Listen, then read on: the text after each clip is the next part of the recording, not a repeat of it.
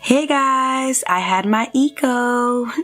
I can't believe I'm someone's mom.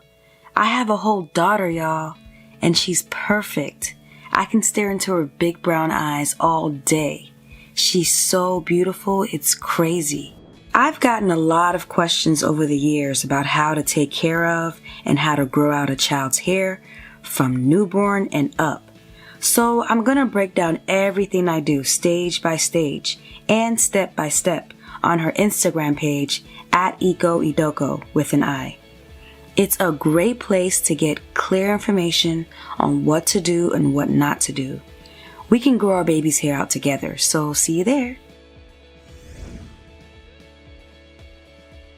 So by now, I hope you've watched a video I posted on using MSM as an oral supplement, and the one I posted about using MSM as a topical treatment on your scalp. After watching those two videos, it looks like a lot of you have decided to stick to using MSM topically. If that's the case, did you know that there are other types of sulfur you can use on your scalp? The precipitated and colloidal sulfurs are made from chemical reactions that purifies the sulfur. These chemical reactions make the sulfur more concentrated and turns the sulfur crystals into microcrystals. These two forms of sulfur are found in some skincare products to treat all types of issues, but I won't suggest using it in your hair because they can be really drying. The microcrystals are dangerous to handle because they're easily airborne, and if you inhale it or it gets into your eyes, it's an emergency. Sublime sulfur, on the other hand, is safe to use on your hair, so that's what I'm going to talk about in this video. Sublimed sulfur, sometimes called flower of sulfur, is made by using heat and cold to change naturally mined sulfur from a solid into a gas and back into a more purified solid. Unlike how precipitated and colloidal sulfurs are purified, sublimation is a more natural and less harsh way to purify a mineral. Sulfur is keratolytic when it comes into contact with your skin, so it breaks down and softens the outer layer of skin by removing dead skin cells. It basically speeds up the renewal turnover of your skin cells and frees up space around your hair follicles. This really helps to speed up hair growth. Not only is it deeply cleansing, it's also a powerful antifungal, antibacterial, and antiparasitic. So it works really well with fungal scalp conditions like dandruff and all types of skin issues like acne, eczema, scabies, and rosacea. Sulfur is also a major part of building the disulfide bonds in our hair. These bonds make our hair strand strong and gives it structure. I break down exactly how sulfur does that in this video.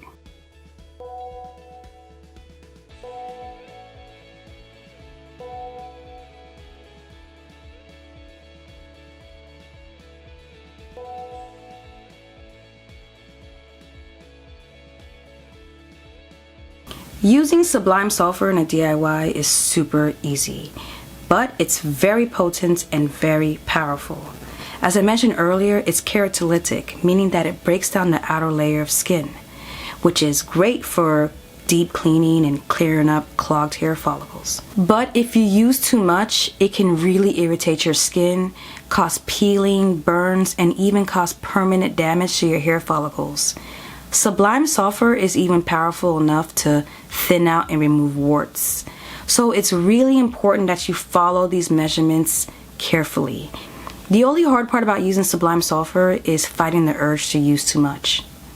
Unlike MSM, Sublime Sulfur does not dissolve in water at all. It pretty much repels water. So it's best to mix it with an oil. I'm using the herbal hot oil treatment because I source the oils myself. So I trust the quality, and it's been infused in herbs for months. It's very medicinal, and the sulfur makes the medicinal properties of the herbal hot oil treatment penetrate even more. So this combination is one powerful hair growth treatment. You're free to use any oil you like. The measurements will still be the same. Mix 1 cup of oil, to 1 teaspoon of Sublime Sulfur. So for every cup of oil, use 1 teaspoon of the sulfur. It's very straightforward. Using an application bottle will make the treatment a lot easier to use. Sublime Sulfur doesn't really dissolve in oil. It more so disperses or spreads out. That's why it's usually added into thick ointments. But I'm not a fan of putting thick products on my scalp, so for me, an oil is the best choice. Just shake it before each use so the sulfur is evenly distributed. Like always, everyone is different, so you're not going to know how your skin responds to it unless you do a patch test first. It's best to have an allergic reaction on a small section of your arm as opposed to your scalp. If you're going through a hair loss issue or you want to clear up any scalp issues like dandruff, massage a small amount of this mixture into your scalp every day for 2 weeks. To avoid too much buildup on your scalp, make sure to either scoop and spread at least once a week or wash your hair. Take a break for a week and observe your hair before doing it again. If you want to use it to maintain a healthy scalp and aid in a long-term goal of hair growth and thickness, massage this mixture into your scalp once or twice a week. Follow these measurements and regimen for when you're first starting out. After observing how your hair responds and understanding how to use it better, you can slowly change things up. Remember that nothing can take the place of a good and consistent hair regimen. That comes first. So if you neglect your hair, this treatment or any other treatment will not work. Rather than relying on it to fix all your hair and scalp problems, add it to your already good and consistent hair regimen. Also, adding an oil to your scalp can cause harmful buildup over time, so it's important to wash your hair on a consistent basis. If I was using this oil every day for 2 weeks, I'll wash my hair at the end of each week, or at most at the end of the 2 weeks. If I was using this once or twice a week, I'll wash my hair at least once every 2 weeks. I really want to know what you guys think. Have you heard of or used Sublime Sulfur before? What was your regimen and your results? Hopefully your experience can help someone else who's trying to figure out whether to use it or not. As always, thanks for watching. See you in the next video.